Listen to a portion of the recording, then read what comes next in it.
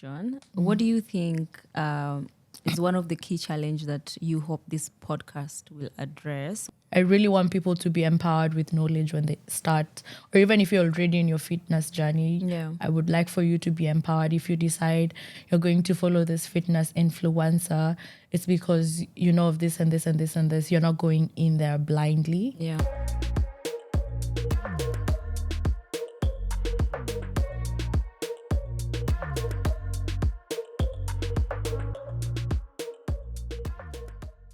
So this is Afya Moves. It's a wellness podcast. My name is Lucy Juma, and I'm a co-host of Afya Moves. And let's this beautiful lady introduce herself. I'm Sandrah. Yeah. Co-host of Afya Moves. That's all I have to say. So tell us more about like Afya Moves, you know. So Afya Moves is a wellness space. So basically we're trying to create a space where people get knowledge and informed when it comes to matters of fitness, wellness, because there's a lot going on. And we just hope when people come here, they get more clarity, whichever path they choose to take in terms of their fitness and their wellness, they are informed. So it's like a hub where they don't feel overwhelmed with everything. Yeah, there's a lot of information going on around fitness. And so this is a place where if you want to just get to understand what fitness is all about, you know, what are you confused about, you can get like more insights, and just I think we learn through other people's experiences and knowledge. Yeah. So yeah. So I'd like to ask you about your personal fitness journey, where you started, and you know, at what age did you start? Why did you start? Why did you join fitness, and whatnot? So tell us more about that. I've just remembered being in like kindergarten and primary school and high school, and I was lazy. I was so lazy. I could not run to save my life. There's a time, my friend can attest to this, I did like 2 leg raises and then I took a nap. I was so tired. In kindergarten? No, in high school. Okay. Or like this other time when we would go for PE, the physical education classes, because as we used to do it on the field, I used to go and sleep. And Which school did you go to? Because I remember the school I went to, PE was mandatory. Imagine you'll even be kicked or like punished because you're not either in the field, you're not playing. I don't know, they used to force us to. It was mandatory, but then the person who was in charge of it was the class teacher. Our class teacher would be like, do it or don't do it. Maybe she would pop up once in a while. Yeah. So when she's not popping up, I used to go under a tree and just sleep. And then that was me. If I show you my baby photos, I was just chunky baby. I took a really long time to walk. Really? Yes. You're like a buju baby, like yes, a big I will baby. show you. Oh my God. I will You should show actually you. like show everyone. Like post a picture. I was very chunky. Anyway, I think I was born 4.2 kgs. I digress. But so now after high school, I was going through, there's a couple of things I was going through. And I was angry. I was very reactive. And so a friend of mine, at this point, I'm 19? I think I'm 19. Then a friend of mine says, oh, there's this gym they go to. Would I like to try? Yeah. I go there. I give it a try. And it was cool. I liked it. So like all that pent up energy that I had, I could just release it there. I didn't have to be reactive towards my mom. When they just ask me a simple question, I'm like, huh? I would, oh God, Mom, I love you. I'm sorry. And so that's when I get introduced to working out and going to the gym. And I think that has stayed with me for a very long time. Yeah. How old were your friends at the time? They were also 18, 19, but I think these were people who were very active in high school. Okay. And after high school, they still continued. I think one of the people that I know, he was doing personal training I think at Junction Gym. gym. Right now it's smart gyms. gyms? At that time I don't know which gym he was there. But okay. he was also into fitness a lot. At 18? Yeah, and I think he was a personal trainer. I don't know where that Interesting. boy is right now. He's a very interesting person. And he would do like all that, the calisthenic stuff, yoga, weights, lifting and all that. So Yeah. they're the ones who introduced me. Do you think that like fitness it's about exposure, like just based on where you are? So exposure to mean if you are in a, for not to say public schools don't encourage people to like go to the gym or like just fitness in general or PE, because I know I went to public school and I went to like I did all that, like what's the long form of PE? Physical education. Physical education, Yeah. right? So I'm just wondering, like at that age, I don't know. Me personally, I don't think I was thinking about fitness. Wow, but that's like really encouraging. I wasn't thinking about, I think also because there were boys, and I don't know how, I think the culture for boys' school is a bit different because you find them, they're the ones who do the makeshift weights, especially for like rugby teams with the cans and all that. So they do maybe take it a bit more seriously.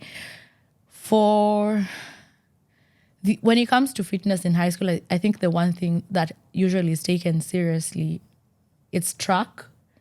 That's the one I would see.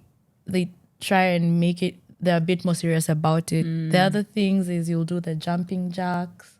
Yeah, and it's probably once in a running. week. Yeah, it's 30 always minutes. Yes. It's not like every day that Yes. you have to, like for us, that was off. Yes, but I know a lot of schools like in maybe the Nandi Hills area, 10 areas, they run.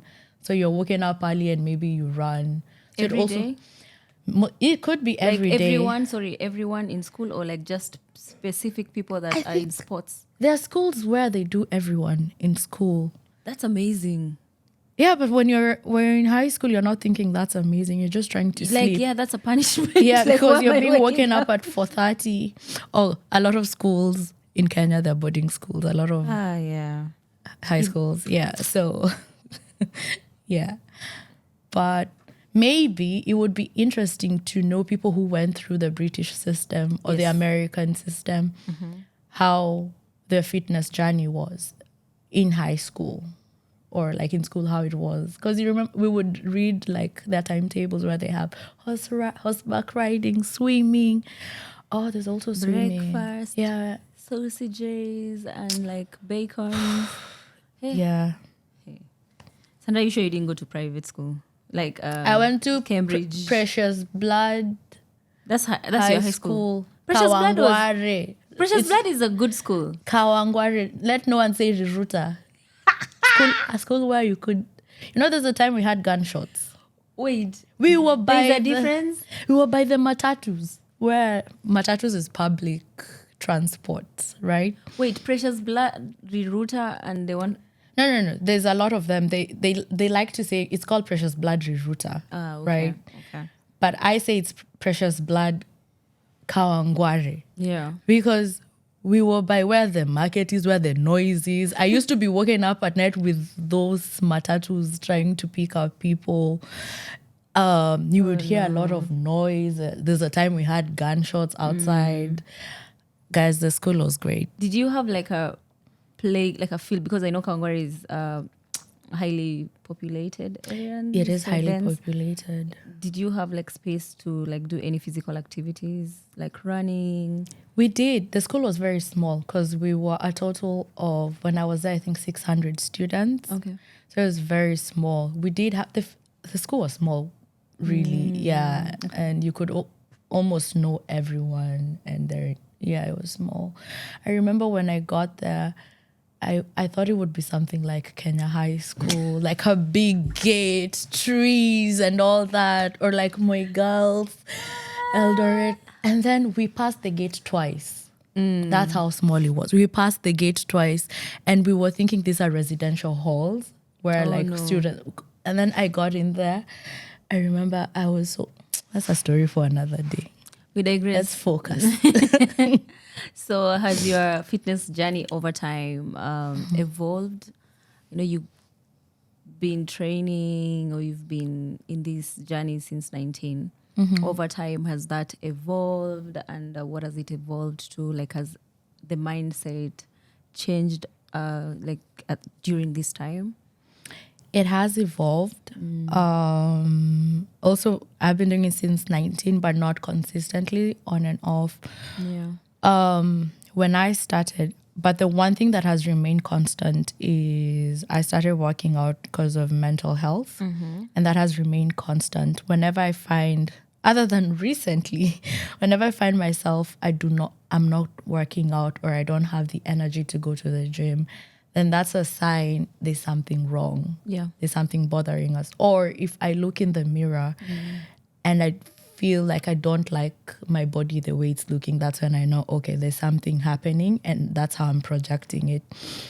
But I think when I started, it was more of I wanted endurance. I didn't even know what that means at that time. And I wanted strength. So those were the two key things that I wanted. And I was always very curious. I just wanted to be lifting weights, heavy weights, like the way I was seeing guys lifting weights. Yeah. And over time, it has changed. I got exposed to like yoga, and yoga has taught me mindfulness and being calm. So most of the time when I just need to ground myself, it would be yoga. A bit of boxing as well. So it has evolved. At the time, it was more of strength. Yeah. I think, And your mental and health. the mental health. Yeah. Mental health is still there, but now I think it's more of like aging gracefully. That's what I'm looking. Yeah. I know you spoke about your journey, right? Where you started.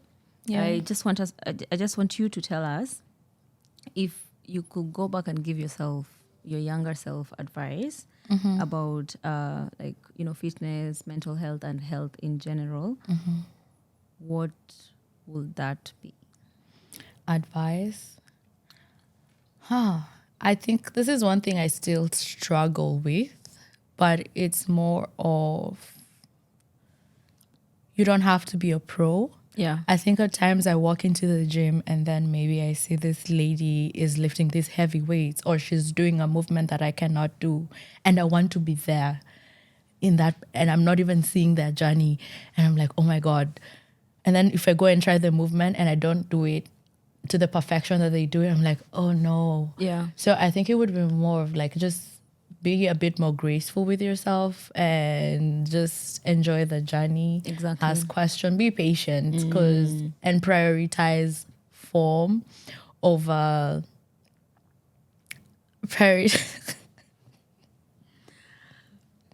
technology. Yeah. Sorry about that. Prioritize form over like lifting heavy weights and all that. And I'll just tell it like, stay curious, keep being curious. Sometimes that it can become overwhelming for me because I'm always interested. Oh, what's happening? This is happening. So I struggle to find like that one thing that I can stick to. Yeah. But the main thing is more of like, be patient and be graceful with your journey. Yeah. Yeah. I also think that, especially when you're starting and you see like all these people like build up, they're looking so good. I don't compare yourself. I think when I started, for me, I was very skinny. I wanted to gain weight, and I used to obsess about like the parts of my body that are like very skinny. So just not comparing yourself also really helps with just starting out. Yeah. You've said that, and what's crazy is when other than like the mental thing and all that, I also wanted to lose weight. And it's not that I felt I was big. I felt like I was, because I have a bit of, my gluteus maximus is a bit of a gluteus maximus. And men would be like, hey, hi, or they catcalling, or someone would be like, you're beautiful, and then they proceed to compliment my ass. And so I could not separate my beauty from the ass, and I just wanted it to go away. So you felt uncomfortable. I mean, it's uncomfortable. I felt very honestly. uncomfortable, and I'm someone who likes my own space. I like to be invisible, and I felt like that's the one thing that is making people see me. So you've said that about not comparing, and for me, I wanted to be smaller. Yeah. And my gluteus maximus wasn't going anywhere because it's in the genetics. Has it reduced? No. And so one thing I remember I did is for every part of my body that I didn't feel comfortable with, I gave them a name. Okay.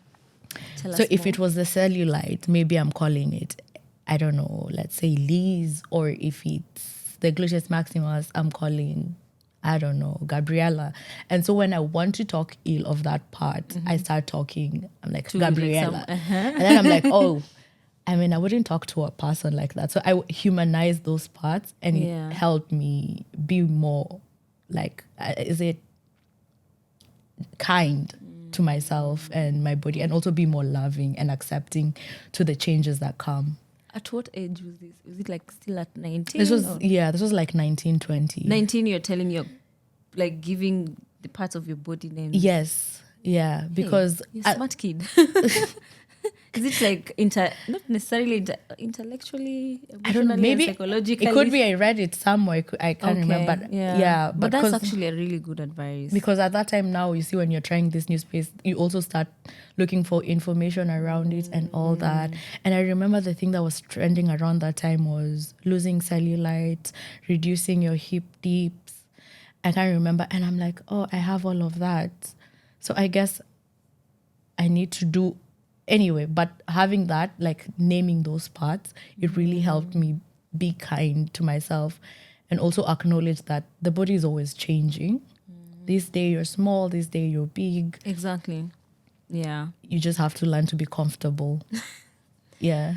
That takes me to the next question. What do you think is one of the key challenges that you hope this podcast will address when it comes to fitness and just how we all view our bodies and our health and things along those lines? I hope we get to debunk misconceptions, especially right now with the way it's very easy to rush and do something because of trends that's happening.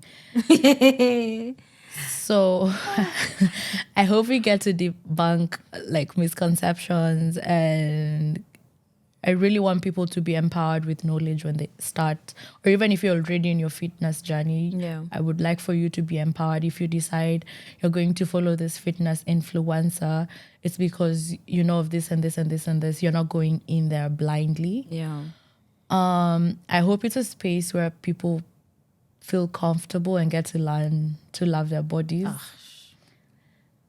to learn to accept it in the changes, right? Because things can happen, an injury can happen. Get pregnant. yeah, Life can happen. You move. A lot of things, yes. Stress. A lot of things can happen, Yeah. and your body might change. So I hope people also get to learn to be comfortable in their bodies, accepting of their bodies.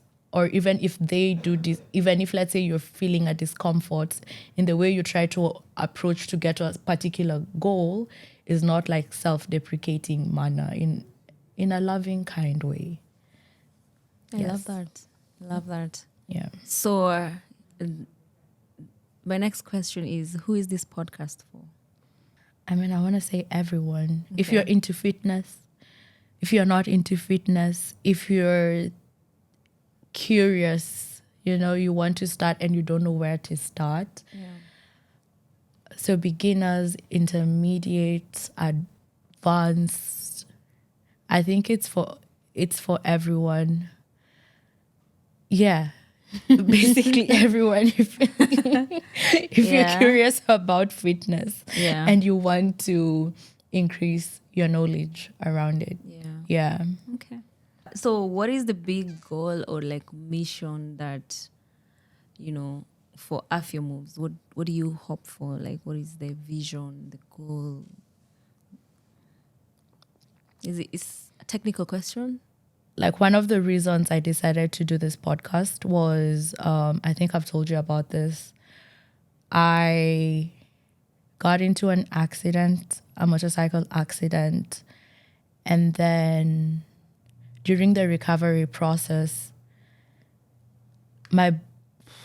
it was a bit difficult for me to do certain things. So, because I had an injury on my right knee. And I remember thinking, okay, so what is functional fitness? Because I have been working out, but then I'm unable to do certain things. So what is this thing called functional fitness? Because even when I recovered from the injury, now my left leg, there was a bit of muscle imbalance, and now my left leg was in pain. And just doing the mundane thing, a simple thing as just standing up was really painful. Walking was painful. And so my goal mainly is that debunking what also functional fitness means, because it's a term right now that is being thrown out a lot on the internet with influencers, and I'm like, I really don't know what you guys are. Yeah, I don't know what you're talking about. And I think I just want to understand fitness in terms of, if I'm ever in a situation where like I get into an injury again, then how can my body bounce back very faster and easier?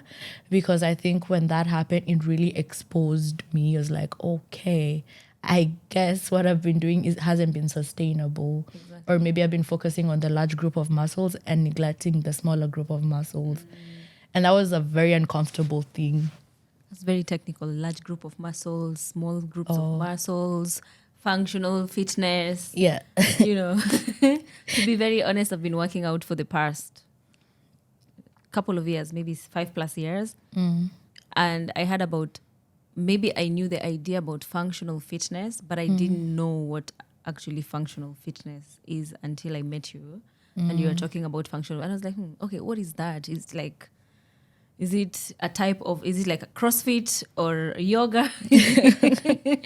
Yeah. So I think personally, just learning, even though I have been there and I've been working out and I've been I'm fit, I'd like to say that, I still didn't know what functional fitness was. And if you ask me, why are you working out? It was almost like, I want to look good. I want to have a nice back. I want to have a flat tummy.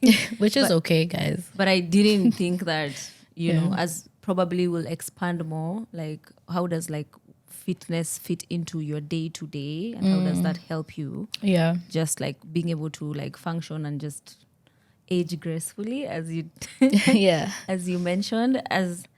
Just before we wrap up, I want to ask maybe one final question is, what kinds of conversations can listeners expect in future episode? I know we've touched on that like a bit, but just to summarize, and also, how often are we going to like release the episodes? So you'll be us Q&A type of conversations talking. We hope to bring in experts to talk more with regards to fitness, nutrition. I really hope we get to talk about how to approach fitness as you're aging. Yeah, especially for women, because this is another episode, because it's different how you should approach it, like before your 30s. I digress. Experts. We'll have other people come in to share their experiences about their fitness journey. YouTube mainly. That's where you'll find us, on YouTube. I don't know anything I forgot. Spotify, on like other streaming sites. And there's something that you spoke about, like just being able to understand the difference between how men, women age, different types of, at what age, how do you work out? Reminds me of a story. One of my friends, we were talking, and then she said the boyfriend bounces back so fast, and if they go and indulge, drink, eat, if he just goes to the gym like in a week's time, he is perfect. He has abs and he's looking so good, right? Yeah. But for her, she struggles so much to like lose the calories and just get back into fitness. I think also just Yeah. to being able to understand like how women's body, Yeah. function and how they are like from a fitness perspective, and also like men's body. And Yeah. yeah. Because a lot of research also is done around men. Yeah. So you find things like intermittent fasting is actually not that great for women. Really? Yeah. But that's another story for another time. Because, okay, let me digress one bit. One thing, Sandrah is so knowledgeable, like, bro. Because Knowledgeable about fitness. I consume a lot of content. Please correct me if I'm wrong. But what happens is like our cortisol level can go up really fast. And then that will tell your body, oh, we need energy. We are starving. We need energy. Yeah. And what happens is it will, if it doesn't have a source of fuel to burn, which is glucose, it will go now for the muscle. And it'll start burning muscle because it needs to fuel the body. And so what happens, another key thing is when you're trying to lose weight, I've really digressed. Sometimes you might be losing the scale, the numbers might be going down, but it can be that you're losing muscle and you're not losing fat. Yes. See? Such kind of conversations. See? Very smart, very knowledgeable. Like you talk to her and you're like, okay, what am I doing wrong? Like, why am I doing this? Right? Personally, also into fitness, but I like talking to Sandrah. She's just like she gives you the, Lucy, why are you not doing yoga? I go to the gym right now and I'm thinking about why I am doing squats. And I'm thinking about the muscles that are going down literally. But that was really nice. Thank you so much, guys. Just stay tuned for a second episode. And we are Afya Moves. Let's just take this journey one step at a time. Okay. Bye.